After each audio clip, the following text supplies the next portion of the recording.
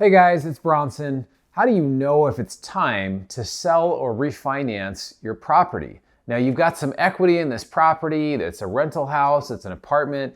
How do you know when it's time to refinance or sell, or should you just keep it and pay it all off? I know people that take their rental houses or their rental properties and they want to get them all paid off. Now I think this is an absolutely terrible idea.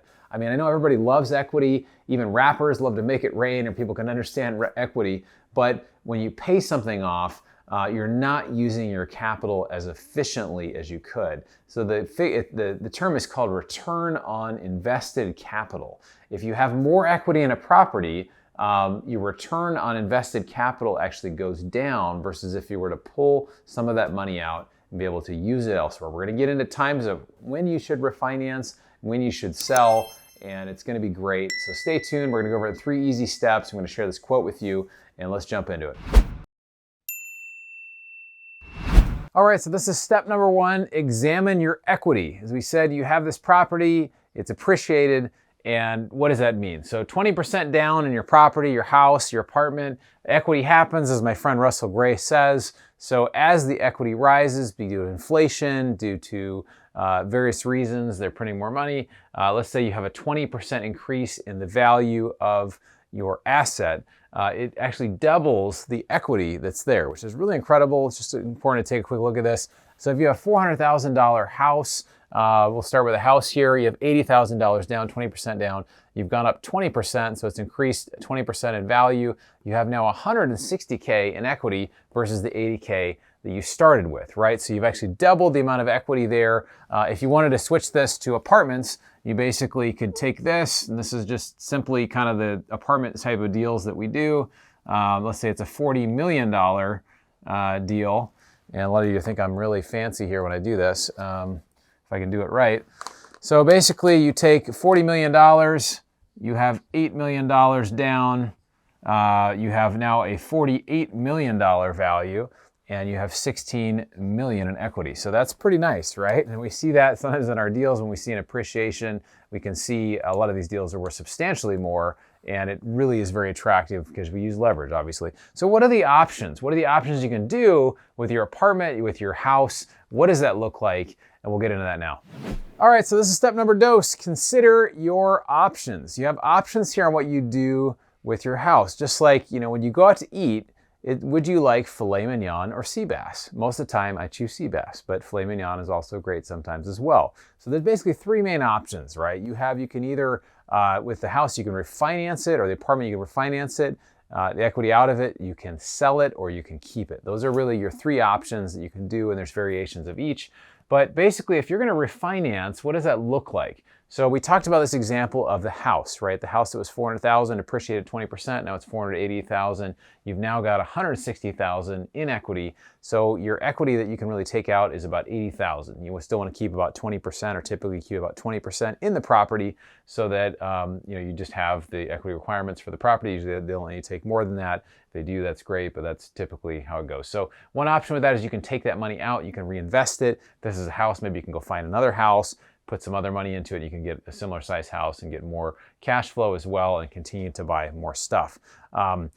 Anyway, you can definitely get more into that between single family and multifamily. I'm a big multifamily guy for a lot of reasons, because typically I find cash flow is higher and it's more scalable versus having to do it with individual houses. But this is obviously one way you can do it. Now, we had a property, you may not want to necessarily do a refinance, because sometimes there are stipulations that don't allow you to do it. We had a property that we bought last year in Jacksonville, Florida, $27 million. 9 or 10 months later, it was worth $37.5 million. We ended up selling it. The reason why, instead of refinancing, was because there were big penalties to try to refinance. So some commercial loans don't allow you just to kind of go in and change it and refinance kind of when you want. So we ended up just selling that one. We 1031 into a larger deal, which I'm going to get into here in a second. So if you choose to refinance, one thing, what happens if rates go up, right? So that's an issue. If refinancing rates go up, refinancing may not necessarily make as much sense. Also, my friend George Gammon says in single family, a lot of times the asset is not necessarily the house, it actually is the loan. And what he means by that is that if you have a 3% loan and interest is 7% or 10% or whatever it is, the future goes on, that number can be even higher, that you have this super low interest rate on this debt, that it may just make sense to hold it rather than to sell it, right? So that's definitely an option, is just looking at, what does it make sense to refinance? Does it work? Does it not? A HELOC is a home equity line of credit, which allows you basically to pull money out of your house without refinancing. So you can keep the loan there. Obviously, you're subject to the loan terms of this, but this is kind of nice because you can pull money out, and then it's kind of like a bank. You only pay for money as you need it. So if you pull the money out, then you start accruing interest, you return it. You basically are not accruing interest anymore. So there's some options there to be able to do that. So there's a lot of things you can do with refinance, and there's a lot of creative things out there, whether with houses or apartments. Important to look at. Second option is you can just sell. You can sell the property and you can go buy a boat, right? No, don't sell it and buy a boat. There are ways you can actually pay for luxuries, which a boat would be a luxury, outside of, you can basically do it with cash flow. So you can use the cash flow from assets to go buy a boat. There was a great story about Ken McElroy, a guy I know, a friend of mine. He basically wanted to go get a new Ferrari. And so what he did is he has this whole story about how he found this piece of land that had a billboard on it. And he was able to go in and basically take this property, subdivide it, kind of renovate it, find it $3,000 worth of cash flow from the billboard, sell off these other two properties that basically ended up paying for what he paid for the entire property as a whole. So now he's got something that, after a year, he basically has all his money back, and he's getting $3,000 a month that helps pay for his luxury of the Ferrari, which I think is pretty cool. So that's a very cool story. He tells that story. I don't know if he shares it online, but he's got a lot of stuff. You should check out Ken McElroy's stuff as well.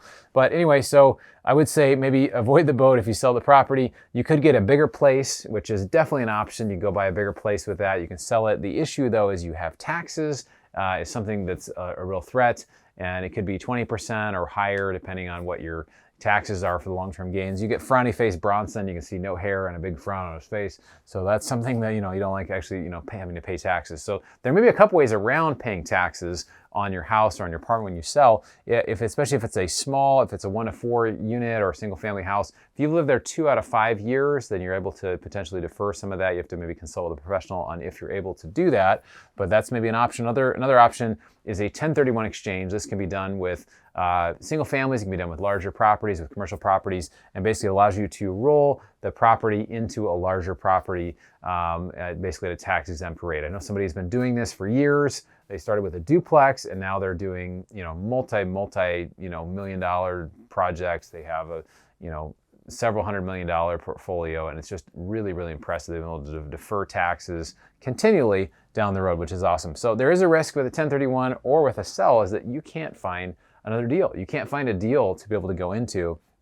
And then you end up with frowny face Bronson saying, wow, or frowny face you. If it says you just put hair on there or whatever you look like. But, not finding a deal, that is definitely a concern that you need to be aware of. So the last option really is that you can just keep it. You decide after looking at all this, I'm just going to keep it. It's just easier not to deal with it and just be able to keep it. So those are some options. And we're going to look at it for a minute. What maybe was the best decision for you? And how would you evaluate when you should sell, refinance, or keep a property? All right, so this is step number 3. Should you sell, should you refinance, or should you keep the property, right? Those are kind of basically your 3 options. So we're gonna kind of break each down and what you should do. First thing it really comes down to is this great figure called return on invested capital, ROIC. It's really important not only how much real estate you have, but how the equity in your real estate is working for you, how hard it's working for you, right? Like if it's just sitting there and it's not doing anything, and that's one of the problems with owning a house or a property outright, is just the return actually becomes much lower versus if you had those in other properties working well for you.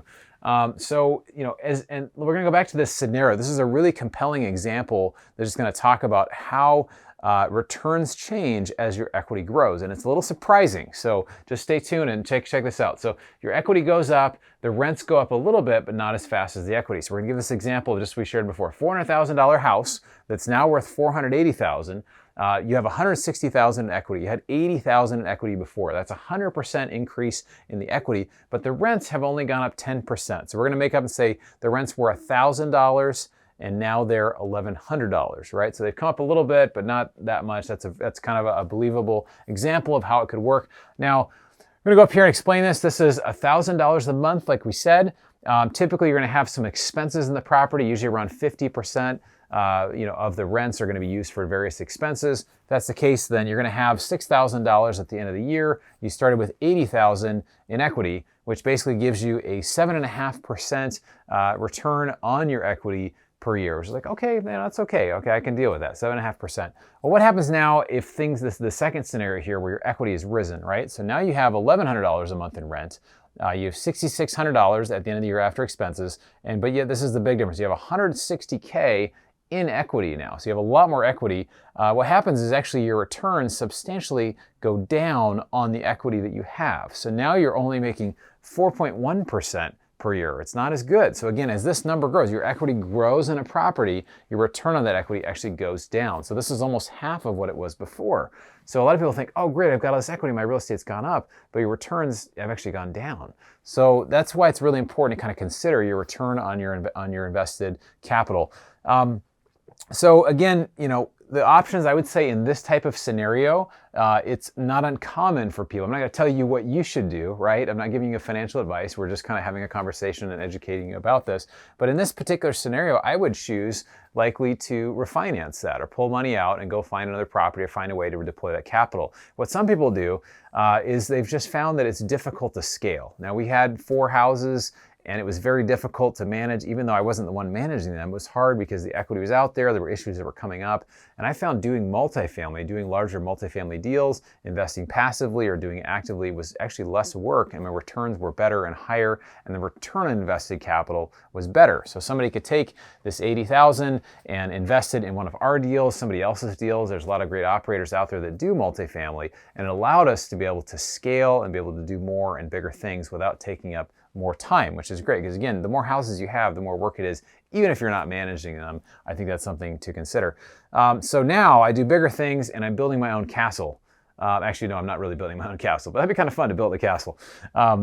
But anyway, so that's something to consider. If you're interested in learning more about multifamily investing, you can check out in the section below the description. There's a report there. There's a free report that compares multifamily with single family and the stock market. You can check that out. I think it'll be really compelling for you. It's a free download. There are 24 pages. You can check it out. Also, check out this video about 1031s. If you're interested in 1031ing your property, you're interested in that exchange process, check that out. I think it's important to take a look at. Or, if you're wondering, hey, should I just pay my house off? I'm going to show you this video, which will give you all the reasons why you should not pay your house off, why it actually is compelling to not have paid off properties. There's multiple reasons for that. So anyway, I hope that was helpful for you. I'm going to share this quote with you, which I really love. It comes from Charlie Munger, who is Warren Buffett's partner of many years. And he says this, he says, most people are too fretful. They worry too much. Success means being very patient, but aggressive when it's time. My friends, I hope that you are able to be patient when it's time to be patient, and when opportunity comes, you're able to be aggressive and move quickly. So I hope you enjoyed this video. If you made it this far, consider subscribing. I wanted to ask you if you wouldn't mind putting in the comments what it is you're going to do with your property. Are you going to refinance? Are you going to do a HELOC? Are you going to sell? Are you going to 1031? What are you going to do? It would help our community. If you could stick that in the comments, I'd really appreciate it.